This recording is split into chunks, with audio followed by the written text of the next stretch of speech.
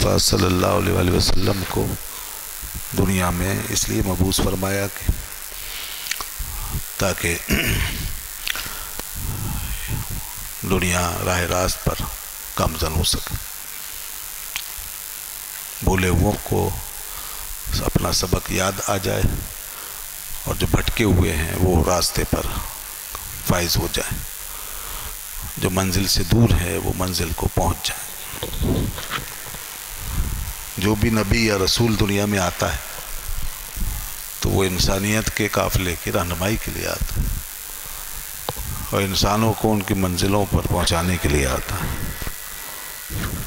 اس لیے اللہ کے نبیوں اور رسولوں کی ہر چیز میں گائیڈنس ہوتی ہے، رہنمائی ہوتی ہے، راستہ ہوتا ہے، منزل ہوتے ہیں، اور ان کے عمل کو اسی لیے سنت کہا جاتا ہے۔ گزشتہ جمعے میں ہم سنت کے بارے میں کچھ گفتگو ہوئی تھی کہ سنت کیا چیز ہے اور کچھ سنت کے فوائد اور وہ باتیں جو رسول اللہ صلی اللہ علیہ وسلم سے نسبت رکھتی ہیں، ان کی حقیقت اور ان کی افادیت پر تھوڑی سی روشنی ڈالی تھی میں نے۔ تھوڑا سا اسی ٹاپک کو ہم اور وسیع کرتے ہیں تو سنت کیا چیز ہوتی ہے؟ سنت ایک مخصوص اصطلاح ہے جس کا سب سے زیادہ استعمال اسی جگہ پہ ہوتا ہے، یعنی دنیا کے لوگوں کے لیے جو یہ لفظ نہیں بولا جاتا عام طور پہ۔ ہم بادشاہوں کے لیے یہ نہیں کہتے کہ ان کا طریقہ سنت ہے، ہم عمراء کے لیے نہیں کہتے، ہم دنیا داروں کے لیے نہیں کہتے کہ ان کا یہ طریقہ سنت ہے۔ سنت رسول اللہ صلی اللہ علیہ وسلم سے زیادہ منسوب ہے، رسولوں سے اور نبیوں سے زیادہ نسبت رکھتا ہے، کیونکہ اس کے معنی آتے ہیں طریقے کے۔ تو طریقہ وہ بھی ہے جو عام لوگوں کا ہے اور طریقہ وہ بھی ہے جو نبیوں کا ہے، مگر چونکہ نبیوں کا طریقہ خاص طور پر ہدایت کا راستہ بنایا جاتا ہے اور اس کو اللہ تعالیٰ کی طرف سے گائیڈ لائن کے طور پہ متعین کیا جاتا ہے، اس لیے اس طریقے کو سنت کہا جاتا ہے، اور وہیں سے یہ لفظ پاپولر ہوا۔ تو رسول اللہ صلی اللہ علیہ وسلم آپ کی ذات، آپ کے ساتھ جو چیز بھی منسوب ہے اس کو ہم سنت کہتے ہیں۔ اسی میں لفظ حدیث بھی آتا ہے، حدیث بھی اسی طرح خاص ہو جاتا ہے۔ ہم عام طور پہ جب مطلق حدیث کہتے ہیں تو اس سے رسول اللہ صلی اللہ علیہ وسلم ہی کی بات مراد ہوتی ہے، اور ویسے حدیث مطلق بات کرنے کو کہتے ہیں، کوئی بھی بات، مگر جب حدیث مطلقاً کہا جاتا ہے تو حضور کی بات۔ تو یہ بھی اصل میں حدیث جو ہے ایسی بات ہے کہ جو ایک خاص مقصد اور سب سے بڑے مقصد کے ساتھ عبارت ہے اور اس کے ساتھ متعلق ہے، دنیا میں بھی اور آخرت میں بھی۔ یعنی دنیا میں سب سے بڑی کامیابی کا تعلق حدیث سے ہے اور آخرت میں بھی بخشش و نجات کا تعلق حدیث سے، تو اس لیے حدیث بھی رسول اللہ صلی اللہ علیہ وسلم کے لیے ایک اعتبار سے خاص ہو جاتا ہے۔ یعنی جب مطلق بولا جاتا ہے تو حضور ہی کی بات مراد ہوتی ہے۔ سنت بھی اسی طرح ہے۔ تو ہر آپ کا عمل، آپ کا طریقہ کار، آپ کا فرمان، آپ کی باتیں، یہ سب سنت میں داخل ہے۔ سنت کا دائرہ بہت وسیع ہے، جو بھی ہدایت کا نشان ہے وہ سنت ہے، جو چیز بھی ہمارے لیے ہدایت کا نشان ہے وہ سنت ہے، اور رسول کی ہر بات ہدایت ہے، لہذا ہر بات ایک سنت ہے۔ سنت وہ بھی ہے جس کو ہم نے سمجھنا ہے اور ماننا ہے، اور سنت وہ بھی ہے جس پہ ہم نے چلنا ہے اور عمل کرنا ہے۔ وہ بھی سنت ہے جس کو ماننا ہے اور تسلیم کرنا ہے، وہ سنت، اور وہ بھی سنت ہے جس پہ ہم نے چلنا ہے اور جس پہ عمل کرنا، کیونکہ وہ ہمارے لیے ہدایت ہے۔ اور پھر یہ کہ جو چیزیں ہمارے لیے فرض کا درجہ رکھتی ہیں ان کو فرض کے نام سے الگ کیٹیگری کے طور پہ بیان کرتے ہیں، جو واجب ہیں ان کو الگ کیٹیگری۔ ویسے نبی صلی اللہ علیہ وسلم کی ہدایت و طریقہ اگر اس کے پیش نظر بات کریں تو سارا کچھ سنت میں کے دائرے میں داخل ہے، فرض بھی اس میں آ گیا اور واجب بھی اس میں آ گیا۔ تو ہر چیز جو نبی کریم صلی اللہ علیہ وسلم کی ذات سے تعلق رکھتی ہے وہ ہمارے لیے ایک راستہ ہے۔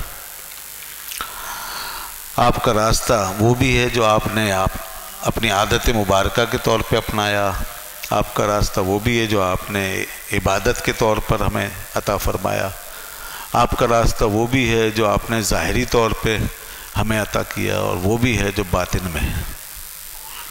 باطن میں بھی جو آپ کا احوال ہے وہ بھی ایک طرح سے سنت ہے، وہ بھی ایک ہدایت ہے۔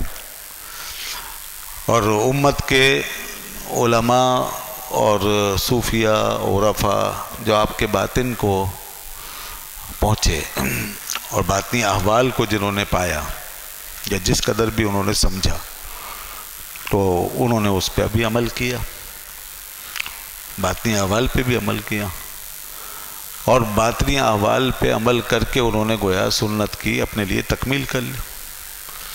ہم جیسے لوگ تو ظاہری باتوں کو ہی اگر اپنا لیں تو یہ بھی بڑی بات ہے، مگر ایسا کوئی ظاہر نہیں ہے جس کا باطن سے تعلق نہ ہو۔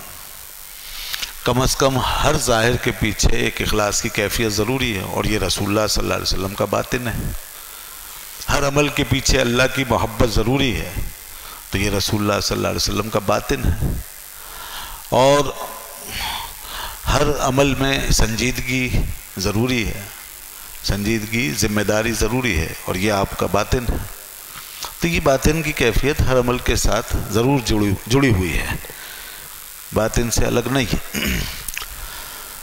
اسی طریقے سے باطنی انہی احوال میں اللہ تعالیٰ نے ایک اور حال کی طرف اشارہ فرمایا اور بار بار اس کا ذکر ہو، وہ یہ کہ رسول اللہ صلی اللہ علیہ وسلم دین کے غلبے کے لیے اور دین کو پھیلانے کے لیے اپنے اندر بہت جذبہ اور اس کا بہت قوی ارادہ اور شدید خیال اس کا آپ اپنے اندر محسوس فرماتے تھے۔ یہ ظاہر ہے کہ آپ کے مقصد کے عین مطابق آپ کی تشریف آوری دنیا میں آپ کو بھیجا جانا اسی لیے تاکہ دین غالب آئے۔ تو دین کے غلبے کے لیے اس کی جد و جہد کے ساتھ ساتھ آپ کے اندر ایک شدید اس کا رجحان، اس کی کیفیت، اس سے متعلق آپ کا مضبوط ارادہ، ایسا مستحکم ارادہ کہ جس کو کوئی بدل نہیں سکتا، اور اس کے لیے ایک تڑپ، ایک اضطراب، ایک ہر وقت کی فکر، ایک درد، سوز، کیفیت، یہ ہر وقت آپ کے باطن پر چھائی رہتی تھی۔ اس سے کبھی آپ کا باطن مبارک خالی نہیں تھا، یہ وہ چیز تھی۔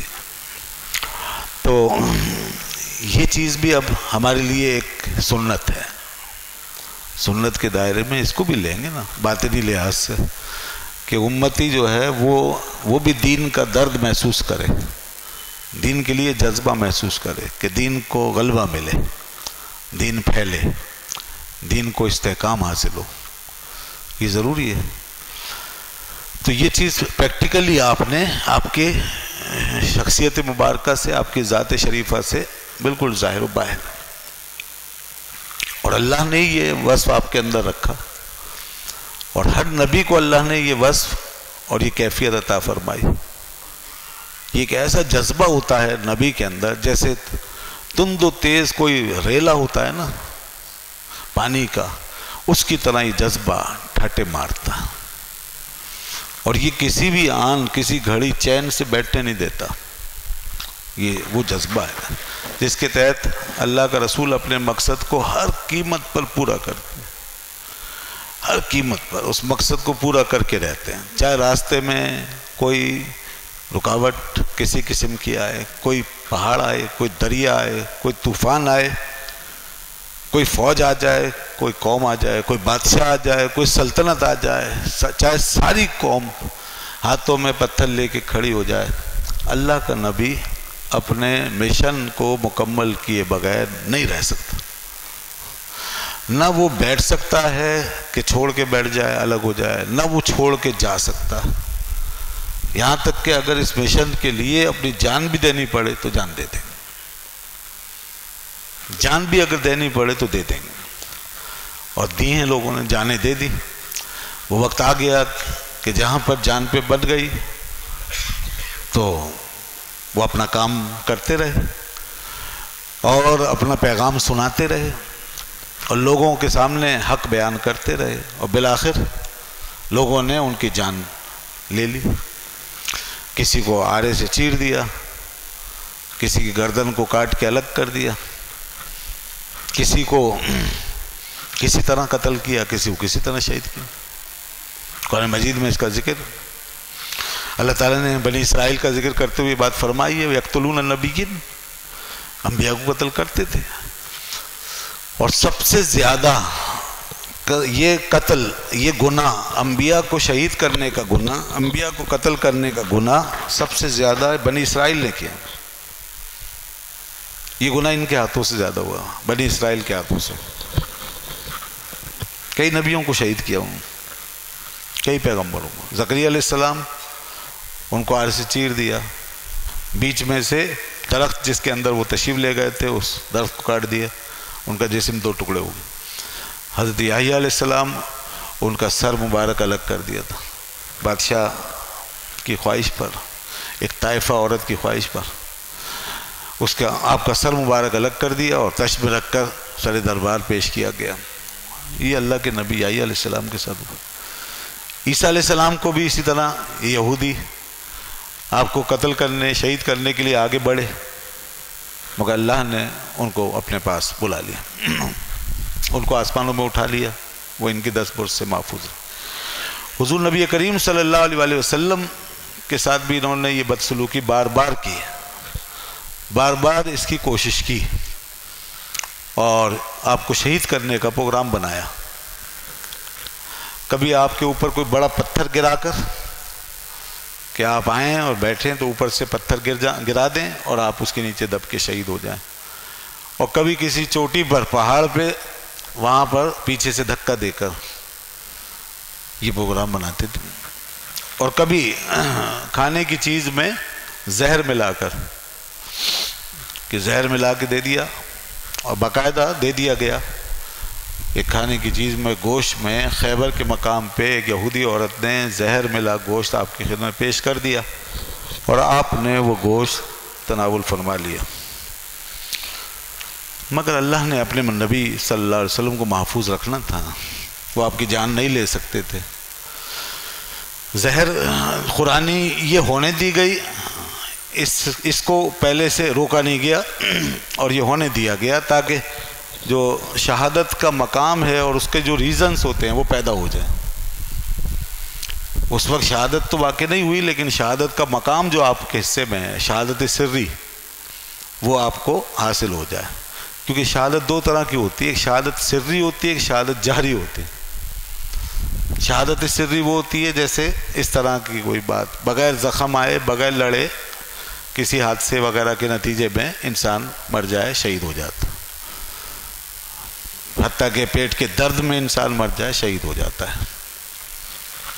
تو شہادت سری کی ایک وجہ وہ چلی گئی، داخل وجود ہو گئی. اس کے بعد جب وصال ہوا، اپنے وقت پر ہی ہوا، مگر وہ شہادت واقع ہو چکی ہے، یعنی مقام شہادت حاصل ہو گئی. اور شہادت جہری جیسا کہ لڑائی میں شریک ہونا، زخم آنا، جسم کا خون نکلنا، جسم سے زخمی ہو جانا اور پھر اس کے بعد جان دے دینا، یہ شہادت جہری ہے. تو اس کے بھی یہ جتنے اسباب ہیں نا، جتنے مقدمات ہیں، یہ سب واقع ہوئے. لڑائی میں شریک ہوئے، جسم مبارک زخمی ہوا، زخم ہوا اور خون بھی نکلا، اور یہاں تک کہ دندان مبارک کا کچھ حصہ شہید بھی ہوا، یہ سب کچھ ہوا. یہ شہادت جہری کے تمام ارکان ہیں، گویا یہ بھی پورے ہو گئے. مگر اس وقت وصال نہیں ہوا کیونکہ اللہ نے آپ کی حفاظت فرمائی.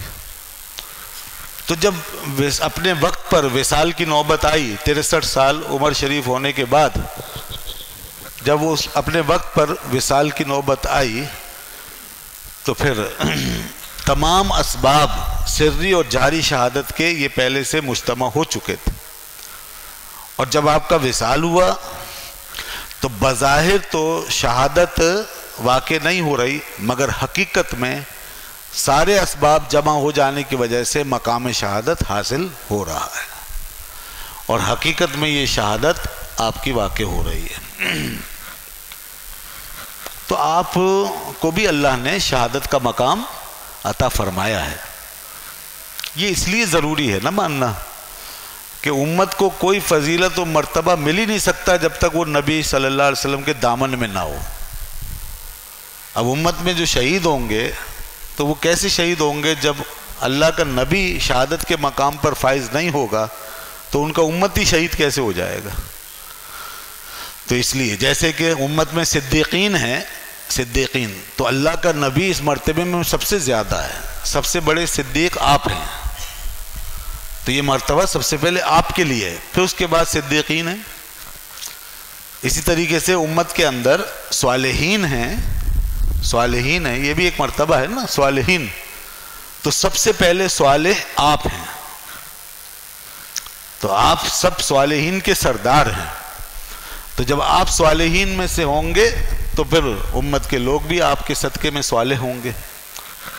اسی طریقے سے امت میں اگر شہداء ہیں تو سب سے پہلے شہید آپ ہوں گے، آپ شہید ہیں۔ تو اب شہادت کی صورت واقع اس لیے نہیں ہوئی جیسے کہ ہوتی ہے شہادت کی صورت، وہ اس لیے نہیں ہوئی کہ اللہ نے یہ وعدہ کیا تھا وَاللَّهُ يَعْصِمُكَ مِنَ النَّاسِ، کہ اللہ تعالیٰ آپ کو لوگوں سے بچا کر رکھے گا، یعنی کسی کو آپ پر غلبہ نہیں دے گا، غلبہ نہیں دے گا۔ غلبہ نہ اس لحاظ سے دیا کسی کو اللہ نے کہ کوئی آپ پر غالب آ جائے اور آپ کی جان لے لے، اور نہ اس لحاظ سے کسی کو غالب آنے دیا کہ کوئی آپ کے دین کو اس طرح روک دے کہ وہ ادھورا رہ جائے اور غالب نہ آ سکے۔ کسی کو بھی ایسی رکاوٹ نہیں بننے دیا، کسی کو بھی اس طرح غالب نہیں آنے دیا۔ اللہ نے نبی صلی اللہ علیہ وسلم کے لیے غلبے کی ساری صورتیں مختص فرما دی۔ پہلے انبیاء شہید ہو جاتے تھے، گو کہ ان کی حجت ضرور غالب رہتی تھی مگر ان کے جسم مغلوب ہو جاتے تھے، مگر حضور اکرم صلی اللہ علیہ وسلم کے جسم مبارک کو بھی مغلوب نہیں ہونا، غلبہ دیا۔ اور کسی کو ایسا تصرف آپ کے اوپر اللہ نے قائم نہیں کرنے دیا کہ جس سے کوئی یہ کہے کہ فلاں آپ پر غالب آ گیا۔ وقتی طور پہ حادثات پیش آئے، رکاوٹیں پیش آئیں، وقتی طور پہ سختیاں ہوئیں، آزمائشیں آئیں، اور آپ نے دین حق کے راستے میں بڑی صبر آزما اور بہت دشوار گزار گھاٹیاں عبور فرمائی، اور اتنا آپ کو ستایا گیا، اتنا ستایا گیا کہ آپ سے پہلے کسی بھی نبی کو اتنا ستایا نہیں گیا۔ یہ سب کچھ ہوا، اور یہ سب اس لیے ہوا تاکہ امت کے لیے ایک لائے عمل، امت کو ان دشواریوں سے گزرنے کا سلیقہ آ جائے، صبر اور آزمائش میں پورا اترنے کا کرینہ امت کو آ جائے، یہ ایک راستہ بنا دیا۔ اب کوئی بھی دنیا کا بڑے سے بڑا دکھ رسول اللہ صلی اللہ علیہ وسلم کو پیش آنے والے دکھ سے زیادہ نہیں، کوئی بڑی سے بڑی مصیبت آپ کی مصیبت سے زیادہ نہیں ہو سکتا۔ فرمایا اوذیت فی سبیل اللہ، میں اللہ کے راستے میں جو ستایا گیا ہوں تو میری طرح کوئی بھی ما اوذی نبی ولا رسول مثل ما اوذیت فی سبیل اللہ، فرمایا کوئی نبی کوئی رسول اتنا نہیں ستایا گیا اللہ کے راستے میں جتنا میں ستایا گیا ہوں۔ تو دوسری پڑھیے محمد وبارک وسلم وصلی علیہ۔ تو فرمایا کہ جتنا میں ستایا گیا، اب اس آزمائش میں اور ان دشواریوں میں جو چیز ہمیشہ آپ کے پیچھے کار فرما رہی، اللہ تعالیٰ کے فضل و کرم اور اس کی حمایت و عنایت کے ساتھ، وہ یہ جذبہ تھا کہ اللہ اپنے نبی کو ایسا جذبہ عطا فرماتا ہے کہ وہ اپنے مشن کے لیے اپنے خون کا آخری قطرہ بہا دینے پر بھی ہر وقت آمادہ رہتا ہے، اور بڑی سے بڑی قربانی دینے سے بھی دریغ نہیں کرتا۔ تو لہذا آپ کے اندر یہ جذبہ بھی بھرپور تھا۔ اسی لیے دیکھیے جب چچا جان نے کہا کہ اے محمد صلی اللہ علیہ وسلم، یہ لوگ کفار میرے پاس آتے ہیں، یہ سردار میرے پاس آتے ہیں اور مجھ سے کہتے ہیں کہ اپنے بھتیجے کو روک دو، تم جو یہ ہم سے مانگیں گے وہ ہم انہیں دیں گے، ہر ڈیمانڈ پوری کر دیں گے، ان کی ہر خواہش پوری کر دیں گے، بس ان کو یہ اس کام سے روک دو، یہ نہ کہا کرے کہ ایک اللہ وحدہ لا شریک ہے، اسی کی عبادت کرو۔ جب انہوں نے بات کی تو انہوں نے آپ صلی اللہ علیہ وسلم نے اپنے چچا کو جواب دیا، فرمایا میرے چچا جان، یہ قوم مجھ سے یہ کہتی ہے کہ میں اپنے اس دعوت و تبلیغ کے عمل سے باز آ جاؤں، یہ کیسے ہو سکتا ہے؟ یہ تو میرا مشن ہے، اللہ نے مجھے اسی کام کے لیے بھیجا ہے، میں اللہ کا رسول ہوں، اور قسم ہے رب ذوالجلال کی جس کے قبضہ قدرت میں میری جان ہے، اگر یہ لوگ میرے ایک ہاتھ میں سورج اور ایک ہاتھ میں چاند رکھ دیں تو بھی میں اپنے اس مشن کی تبلیغ سے باز نہیں آؤں گا، میں اس کام کو کر کے رہوں گا، یہ وہ عزم۔ تو اس میں کوئی کمپرومائز ہو ہی نہیں سکتا نا، یہ کرنا ہے۔ وہ جو اللہ تعالیٰ نے فرمایا کہ لا یخشون احدا، کسی سے بھی وہ ڈریں گے نہیں۔ ان انبیاء کے قلب و جگر میں کبھی کسی کی خشیت داخل ہو ہی نہیں سکتی سوائے اللہ کے، سوائے اللہ کے، بس اللہ ہی کی خشیت، اسی کا روب، اسی کی ہیبت، اسی کا جلال۔ اس لیے مکے میں ہر طرح کی سختیاں، ہر طرح کے مصائب برداشت کیے گئے۔ پھر اس کے بعد ایک دن طائف کا سفر فرمایا۔ طائف کی طرف جب آپ تشریف لے گئے تو وہاں بھی لوگوں نے آپ کے ساتھ اچھا سلوک نہیں کیا، وہاں انتہا ہو گئی، وہاں ستانے کی انتہا ہو گئی، اور اتنا آپ کو ستایا گیا اور اتنی اذیتیں پہنچائی گئیں کہ اگر وہ اذیتیں پہاڑوں پہ رکھ دی جائیں تو پہاڑ چکنا چور ہو جائے۔ آپ نے فرمایا تھا نا مجھے جتنا ستایا گیا اتنا کسی کو نہیں ستایا گیا۔ طائف کے لوگوں سے اس امید پر کہ یہ شاید مکے والے مانتے نہیں ہیں، شاید طائف والے بات کو سمجھ جائیں اور ایمان قبول کر لیں، اس امید پہ آپ تشریف لے جاتے ہیں، مگر وہاں سے جواب بالکل منفی آتا ہے اور بہت جارحانہ قسم کا رسپانس وہاں سے آتا ہے۔ اس کے جواب میں لوگوں نے آپ کے پیچھے اوباشوں کو لگایا، نوجوانوں کو لگایا، بچوں کو پیچھے لگایا، انہوں نے آپ کے پیچھے آوازیں کسی، پتھر اٹھائے اور آپ پر مارنا شروع کر دیے۔ صرف ایک ساتھی، ایک صاحب، ایک صحابی حضرت زید بن حارثہ رضی اللہ تعالیٰ عنہ ساتھ تھے، وہ حضور کے ساتھ ساتھ کبھی آگے کبھی پیچھے، کبھی دائیں کبھی بائیں، وہ ڈھال بن جاتے تھے اور پتھروں کو اپنے اوپر روکنے میں لگے رہتے، یہاں تک کہ ان کا اپنا سر پھٹ گیا، ان کا جسم پھٹ گیا، خونم خون ہو گئے، مگر وہ ہٹے نہیں، وہ اپنے آقا کے لیے ڈھال بنے رہے، چاروں طرف چھائے رہے، مگر کیا کر سکتے تھے؟ وہ پتھر جہاں آپ کا پیر مبارک زمین پہ پڑتا وہیں پتھر آپ کے قدم پہ آ کے لگتا، اس کی تکلیف سے آپ پھر قدم اٹھاتے، پھر دوسرا قدم رکھتے تو اس پہ پتھر لگتا، اور وہ کہتے تھے اخرج من بلادنا، یہاں سے نکلو، ہمارے شہر سے جاؤ، تم یہاں کیوں آئے ہو؟ یہاں سے جاؤ، ہم تمہاری بات نہیں سنیں گے۔ اللہ اکبر، یہ عالم تھا۔ یہ ذرا اس منظر کو سامنے رکھیے کہ ایک وہ وقت تھا اور ایک آج یہ وقت ہے کہ اسلام پوری دنیا کے اندر پھیلا ہوا ہے اور چپے چپے پہ مسلمان موجود ہیں۔ 1000 سال کی تاریخ جس نے ہماری، وہ عروج کی تاریخ جس نے اپنی تہذیب کو، تمدن کو، اپنے علمی برتری، ترقی، ہر چیز کو منوا لیا، لیکن اور آج بھی اس وقت جو امت کے پاس دلیل موجود ہے، جو لاجک موجود ہے، جو تعلیم موجود ہے، جو پیغام موجود ہے، جو نظام موجود ہے، وہ کسی کے پاس نہیں ہے۔ آج بھی اس امت کے پاس وہ سب کچھ ہے جو اس کی انسانیت کو ضرورت ہے۔ یہ الگ بات ہے کہ اس کو کنوے کرنے میں آج ہم ناکام ہو رہے ہیں، اس کو ڈیمانسٹریٹ کرنے میں ناکام ہے۔ مگر ایک وہ وقت تھا جب لوگ کانوں میں انگلیاں ٹھوس لیتے تھے، جب لوگ جواب میں پتھر مارتے تھے، اور جب لوگ اللہ کے رسول صلی اللہ علیہ وسلم سے بات نہیں کرنا چاہتے تھے۔ یہ مکے کے اور طائف کے کفار تھے۔ چنانچہ ایک بدبخت نے آ کر کہا کہ آپ اللہ کے رسول ہیں، اگر آپ اللہ کے رسول ہیں تو پھر میرے لیے اس بات سے زیادہ یہ آسان ہے کہ کعبے کا غلاف میرے ہاتھ میں ہو اور میں اسے پارا پارا کر دوں۔ آپ اللہ کے رسول ہیں، یہ بات وہ کر رہا تھا بدبخت۔ کتنی تکلیف دہ بات تھی یہ۔ دوسرے نے کہا کہ کیا اللہ کو آپ کے علاوہ کوئی اور رسول نہیں ملا محبوس کرنے کے لیے. یہ ان کے کلمات تھے. رسول اللہ صلی اللہ علیہ وسلم کی تنہائی اور رسول اللہ صلی اللہ علیہ وسلم کی ظاہری بے بسی کو دیکھ کر کے، تنہائی کو دیکھ کر کہ اللہ کا رسول ایسا بے بس ہو سکتا ہے، اتنا تنہا ہو سکتا ہے کہ لوگ اسے بچہ اسے پتھر مار رہا ہے اور اس کے ساتھ صرف ایک آدمی ہے.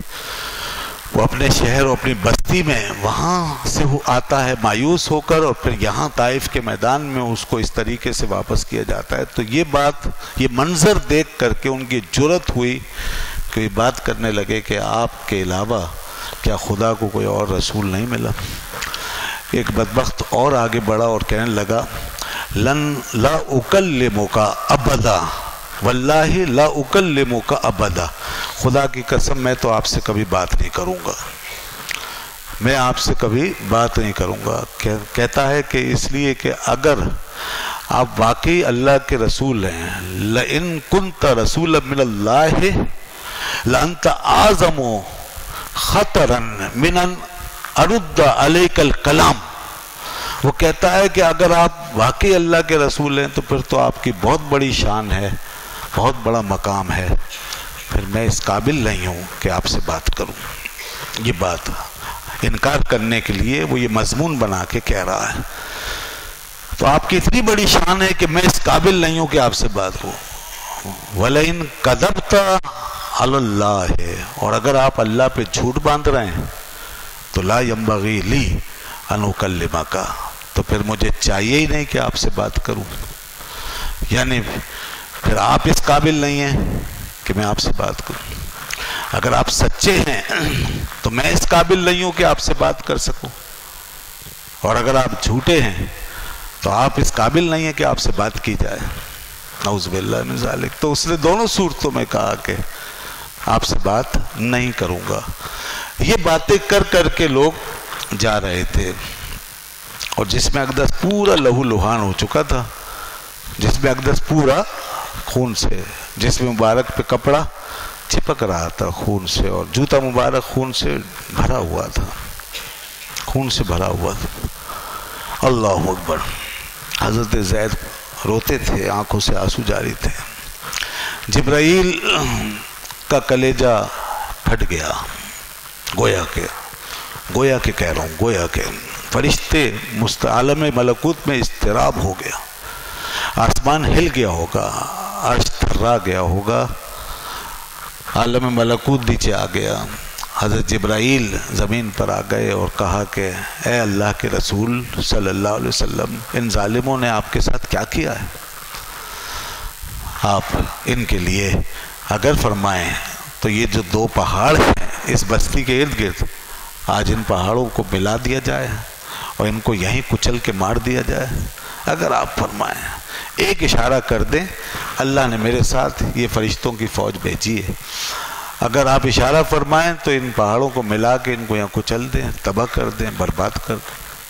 آپ نے فرمایا جبرائیل، یہ تمہارا حوصلہ تھا، میرا حوصلہ ابھی باقی ہے.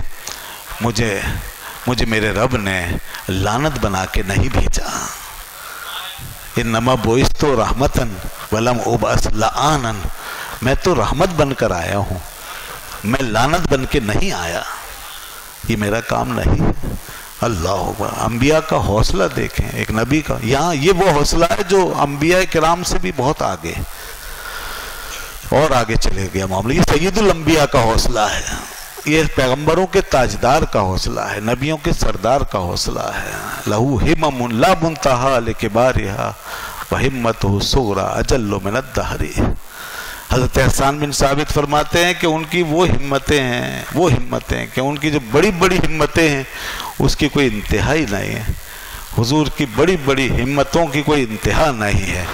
اگر آپ کی چھوٹی ہمت، جو سب سے چھوٹی آپ کی ہمتوں میں، اس کو بھی ہم لیں تو ساری کائنات پہ وہ ہمت بھاری ہے، ساری کائنات سے زیادہ بھاری ہے، اور پوری کائنات اس کے سامنے ذرے کی طرح ہے، اور آپ کی چھوٹی سی ہمت اس کائنات کے سامنے ایک پہاڑ کی طرح ہے. یہ مقام ہے آپ کا. تو یہ سب کچھ ہوا. اس کے بعد پھر یہ قافلہ آگے بڑھا اور پیچھے سے لوگ کہتے جا رہے ہیں اخرج، نکلو یہاں سے، نکلو یہاں سے، نکلو یہاں سے۔ حضرت زید نے آپ کو سہارا دیا ہوا تھا اور آپ ان کے کندھے پہ ہاتھ رکھ کے آہستہ آہستہ نکلتے چلے گئے شہر سے، طائف کی بستی سے آپ باہر چلے گئے۔ اب قریب ہی ایک باغ تھا تو آپ اس باغ میں تشریف لے گئے وہاں، تاکہ وہ زخم اور خون جو ہے اس کو دھویا جائے اور کچھ استراحت ہو سکے، کچھ آرام ملے۔ اب وہاں تشریف لے گئے، وہاں پر کچھ استراحت ملا، کچھ آرام ملا، تو آپ نے وہیں اپنے رب کے حضور سجدہ ریز ہو گئے۔ آپ اللہ کے حضور اس وقت سجدہ ریز ہو کر جو اپنے رب سے مناجات کی ہے، اس مناجات کے الفاظ ایک ایک لفظ جو ہے وہ پڑھنے والا ہے، اور اس میں ڈوب جائیے اور دیکھیے کہ کیسا تعلق ہے بندگی کا اور کیسا نبوت کا تعلق ہے اپنے خدا کے ساتھ۔ اللہ اکبر، اپنے رب کے حضور سجدے میں گر کے اب اس عالم میں ایک پیغمبر اپنے رب سے کیا کہتا ہے؟ اے اللہ اللہم انی اشکو الیک قلت دوف قوتی وقلت حیلتی۔ اے اللہ، میں تیرے حضور ہی شکوہ کرتا ہوں، تجھی سے کہتا ہوں میں ان کے سامنے کمزور ہوں۔ اے اللہ، میرا ہیلک، میری تدبیر ان کے سامنے محدود ہو گئی ہے۔ اے میرے مالک، انہوں نے مجھ پر غالب آنے کی کوشش کی ہے، مجھے حقیر سمجھا ہے۔ وَحَوَانِي عَلَى النَّاسِ إِلَيْكَ، یہ مجھے اپنی نظروں میں حقیر سمجھ رہے ہیں۔ اے میرے مالک، میں تجھ سے کہتا ہوں، تو ہی تو ہے۔ اس کے بعد عرض کرتے ہیں وَأَنْتَ رَبُّ الْعَالَمِينَ، تو رب العالمین ہے نا۔ إِلَى مَنْ تَكِلُنِي، تو مجھے کس کے سپرد کر رہا ہے؟ اے اللہ، تو مجھے کس کے حوالے کر رہا ہے؟ إِلَى بعید، ایک ایسے دور دراز کے شخص کے کہ جو مجھے اپنی نظروں میں حقیر سمجھتا ہے، جو مجھ سے میرے قریب آنا نہیں چاہتا۔ اے اللہ، تو مجھے کس کے سپرد کرتا ہے؟ ایک ایسے دشمن کے کہ جس کو تو نے میرے امر کا مالک بنا دیا ہے۔ اے اللہ، مجھے کہاں تو نے بھیجا ہے، اور یہ قوم میرے ساتھ جو کچھ کر رہی ہے تو اس پر گواہ ہے۔ اس کے بعد کیا فرماتے ہیں؟ اے میرے مالک، مگر مجھے کوئی پرواہ نہیں ہے، مجھے کوئی پرواہ نہیں ہے۔ یہ سب کچھ جو کچھ میرے ساتھ ہو رہا ہے، میں اس کی طرف مطلق نہیں دیکھتا، بس میں تو ایک بات کی پرواہ کرتا ہوں کہ تو مجھ سے راضی ہے یا نہیں ہے۔ اے اللہ، تو مجھ سے راضی ہے؟ اگر تو مجھ سے راضی ہے تو پھر میرے لیے سب کچھ ہیچ ہے۔ تو مجھ سے راضی ہے۔ یہ بندگی کی شان دیکھیں، یہ ہے بندہ، اسی کے کام سے آئے ہوئے ہیں، اسی کے مشن پہ ہیں، اسی کا پیغام پہنچاتے ہیں، اس کی توحید بلند کرتے ہیں، لیکن اس کی رضا سے راضی ہیں اور اس کی رضا چاہتے ہیں۔ یہی ہے مقام۔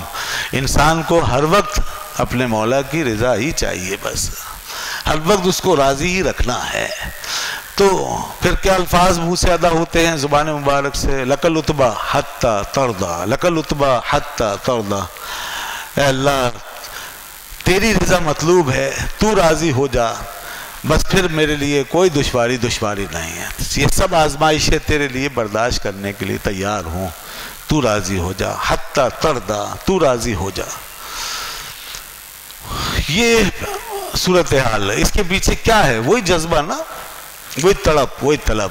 کوئی کمی آئی نہیں، پتھر کھاتے رہے، اذیتیں سہتے رہے، دکھ درد جھیلتے رہے، کوئی کمی جذبے میں کوئی کمی نہیں۔ پیغام آگے بڑھتا رہا، یہ سب مثالیں بنتی رہی، اور پھر بالآخر آگے پھر مدینہ منورہ کا سفر، اور پھر اس کے بعد اسلام کو وہ غلبہ حاصل ہونے لگا جس کو دنیا نے دیکھا۔ پھر 10,000 مربع میل کی سرزمین پر تمام قبائل، تمام آبادیاں زیر نگی اسلام ہوئیں۔ اس کے پیچھے کتنی زبردست قسم کی قربانیاں تھیں، کتنا برداشت تھا، کتنا صبر تھا، کیسا ولولہ تھا، کیسا جذبہ تھا۔ تو میں عرض کر رہا تھا کہ یہ وہ چیز ہے جو آج اس امت کو پیش نظر رکھنی چاہیے، رکھنی ہوگی، اور دین کے لیے اپنے اندر اس جذبے سے، ولولے سے کچھ نہ کچھ پیدا کرنا ہوگا۔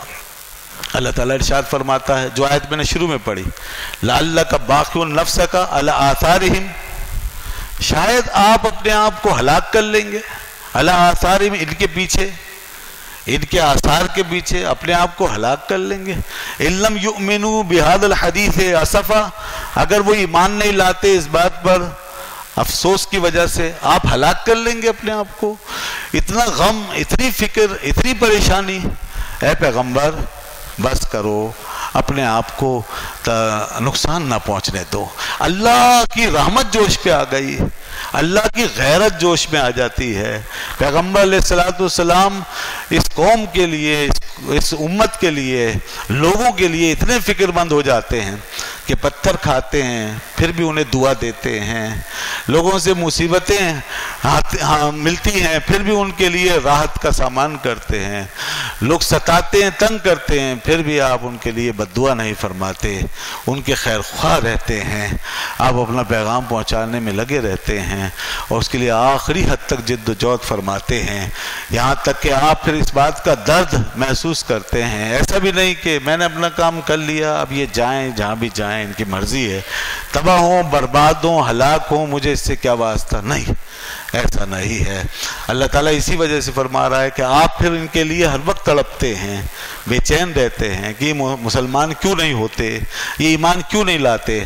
تو یہ بات اللہ تعالیٰ اس کے پیش نظر ارشاد فرماتا ہے کہ آپ اتنا زیادہ فکر مند نہ ہوں کہ آپ ہلاک ہو جائیں، آپ کی جان کو نقصان پہنچ جائے، آپ اس غم اور اس افسوس میں جاں بحق ہو جائیں، اتنا فکر مند نہ ہوں۔ لعلک باخع نفسک، اور کہیں یہ بھی فرمایا اور بار بار فرمایا کہ ولا یحزنک قولہم، اے پیغمبر علیہ السلام آپ کو ان کی بات غم میں نہ ڈالے، آپ اتنا غم نہ کریں، ان کی باتوں کی پرواہ اتنی نہ کریں۔ اور کہیں فرمایا ولا يحزنك الذين يسارعون في الكفر، اور یہ جو کفر میں دوڑ کر جا رہے ہیں اس کا بھی آپ زیادہ غم نہ کریں، آپ اس کی وجہ سے بھی فکر مند رہتے ہیں، اس لیے اس کا غم زیادہ نہ کریں، کہیں ایسا نہ ہو کہ آپ کی جان کو اذیت پہنچے، نقصان پہنچے۔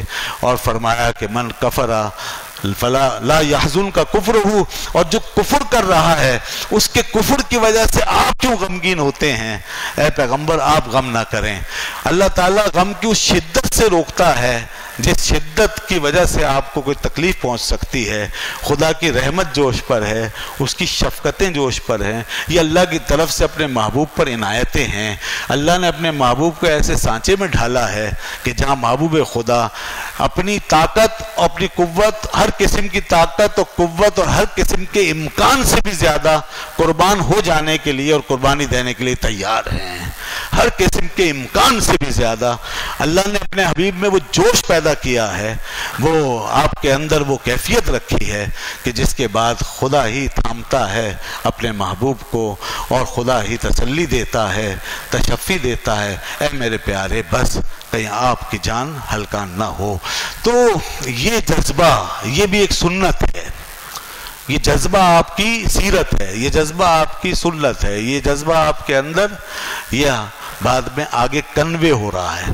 اسی لیے اس امت کے اندر جو تبلیغ کا، دین کے لیے مر مٹنے کا جو جذبہ اس امت میں پایا گیا وہ کسی امت میں نہیں، اور امتوں نے تو اپنے انبیاء کا سودا ہی کر دیا، گویا ان کو شہید بھی کیا جیسے میں نے شروع میں بتایا، اور کھلی نافرمانیاں بھی کی، اور انہوں نے پیروکاری کے راستے میں بڑی نقبیں لگائی ہیں، انہوں نے بڑی بے وفائیاں کی ہیں، وفاداریوں کی زیادہ مثالیں ہم سے پہلے قائم نہیں کی جا سکی، مگر اس امت کے اندر ایسے ایسے وفادار جانثار ہوئے اور دین کے ایسے ایسے مخلص اور ایسے ایسے رہنما اور رہبر آئے کہ جنہوں نے اس دین کو اپنے خون سے سینچا، اس امت کو، اس کی حفاظت کو، اس کے تحفظ کو انہوں نے اپنی زندگی کا مقصد بنایا اور اس کے لیے فکر مند ہوئے اور اس کے لیے راتوں کو روئے ہیں۔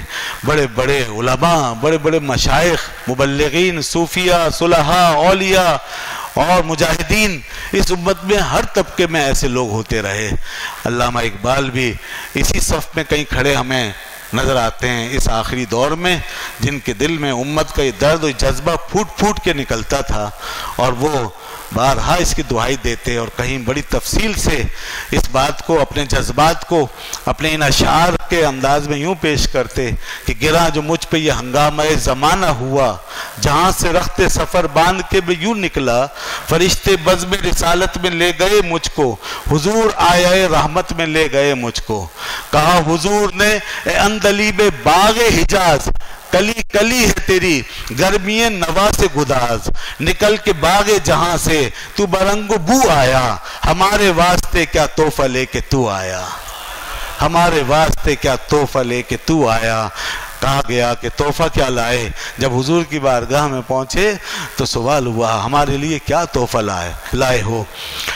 حضور دہر میں آسودگی نہیں ملتی، تلاش جس کی ہے وہ زندگی نہیں ملتی، تلاش جس کی ہے وہ زندگی نہیں ملتی، ہزاروں لالا و گل ہے ریاض ہستی میں، وفا کی جس میں ہو بو وہ کلی نہیں ملتی، وہ کلی نہیں ملتی، مگر نظر کو میں ایک آبگینہ لایا ہوں، مگر نظر کو میں ایک آبگینہ لایا ہوں، آبگینہ یہ دل ہے، مگر نظر کو میں ایک آبگینہ لایا ہوں، جو چیز اس میں ہے جنت میں بھی نہیں ملتی، جو چیز اس میں ہے جنت میں بھی نہیں ملتی۔ کیا چیز ہے اس میں؟ اب یہ سن لیجئے، یہی وہ تحفہ ہے جو حضور کی بارگاہ میں سب سے زیادہ مقبول ہے۔ کہتے ہیں جو چیز اس میں ہے جنت میں بھی نہیں ملتی، چھلکتی ہے تیری امت کی آبرو اس میں، چھلکتی ہے تیری امت کی آبرو اس میں، طرابلس کے شہیدوں کا ہے لہو اس میں۔ اس وقت طرابلس جل رہا تھا، امت شہید ہو رہی تھی، علامہ اسی درد کو بارگاہ رسالت میں لے کے پہنچے تھے۔ آج سب کچھ جل رہا ہے، شام جل رہا ہے، عراق جل رہا ہے، آج افغانستان جل رہا ہے، کشمیر جل رہا ہے، فلسطین جل رہا ہے، سب کچھ جل رہا ہے۔ کیا کچھ ہو رہا ہے اس ان کی امت پر؟ اے خاصان رسول وقت دعا ہے، امت پہ تیری آ کے جب وقت پڑا ہے، جو کچھ حلب میں ہو چکا ہے، اور جس طرح کا ظلم اور جس طرح کا قہر اور بربریت کا وہاں پر کھیل ہوا ہے، تاریخ میں ایسی مثالیں نہیں ملیں گی۔ بچے بچے کو جلا کے راکھ کر دیا گیا اور سارا کچھ اجاڑ دیا گیا، سب کچھ مسمار ہو گیا۔ ہماری تاریخ، یہ امت، یہ لوگ، یہ ہمارے بھائی، ہماری بہنیں، اب تک 5 لاکھ کم و بیش لوگ شام کی سرزمین پر شہید کر دیے گئے ہیں، انتہائی بے دردی کے ساتھ یہ سب پکار رہے ہیں۔ امت کا درد ہمارے سینوں میں ہونا چاہیے۔ بس آج میری گفتگو اسی درد کی تقسیم کے حوالے سے ہے۔ یہ درد محسوس کرو، ان کے لیے دعا گو ہی رہو، ان کے لیے کچھ نہ کچھ کہتے رہو، کچھ نہ کچھ سوچتے رہو، اور آگے نہ جانے کیسا وقت آنے والا ہے۔ اللہ تعالیٰ اس امت کی حفاظت فرمائے۔ آج بڑا عجیب و غریب وقت ہے۔ رسول اللہ صلی اللہ علیہ وسلم یقیناً اپنے قبر مبارک و مزار انور میں آپ کا دل تڑپ رہا ہوگا، اور اس وقت آپ کے اوپر جو گزر رہی ہوگی، اللہ نے فرمایا تم لوگ مشقت میں پڑتے ہو، میرا رسول تڑپتا ہے۔ حریص علیکم ما عنتم عزیز علیہ ما عنتم حریص علیکم، تم مشکل میں پڑتے ہو، رسول تڑپتے ہیں۔ تو وہ یقیناً ہے، وہ رابطہ ہے، آج بھی وہ درد وہ تڑپ موجود ہے۔ خدا کرے اسی درد و تڑپ کو ہم تقسیم کر کے اس بارگاہ میں جب جائیں تو کم از کم ایک ایسا دل ہی لے جائیں کہ جس کے اندر آپ کی امت کی محبت اور درد ہو۔ اللہ تعالیٰ اس امت کی حفاظت فرمائے اور مسلمان حکمرانوں کو عقل سلیم عطا فرمائے۔ وہ دیکھیے کہ وہ کیسا حکمران ہے جو اپنے آپ کو امتی کہتا ہے، اس امت کا حصہ کہتا ہے، جو شام کے تخت و تاج کا وارث و مالک بن کے بیٹھا ہے، اور اس کی حکمرانی کے سائے میں یہ مسلمان کٹ رہے ہیں، مر رہے ہیں، مگر وہ اقتدار کا لالچی، وہ حریص، وہ حیوان صفت انسان، وہ اقتدار کے لالچ میں اندھا ہو چکا ہے۔ وہ کس پر حکومت کرے گا؟ وہ کس پر؟ کیا لاشوں پہ حکومت کرے گا؟ کھنڈروں پہ اپنا اقتدار قائم کرے گا، یا اپنے بادشاہت قبرستانوں میں بسائے گا؟ انسان بڑا ظالم ہے، انسان بڑا درندہ ہے، انسان پتھر ہو جاتا ہے۔ یہ ہے وہ شخص، اس کا کردار آج کل ایک یزید تھا، آج پتہ نہیں کتنے یزید اس امت کے اندر پیدا ہو چکے ہیں جنہوں نے سفاکیت کی انتہا کر دی ہے۔ اللہ تعالیٰ انہیں ہدایت عطا فرمائے۔ وآخر دعوانا الحمدللہ۔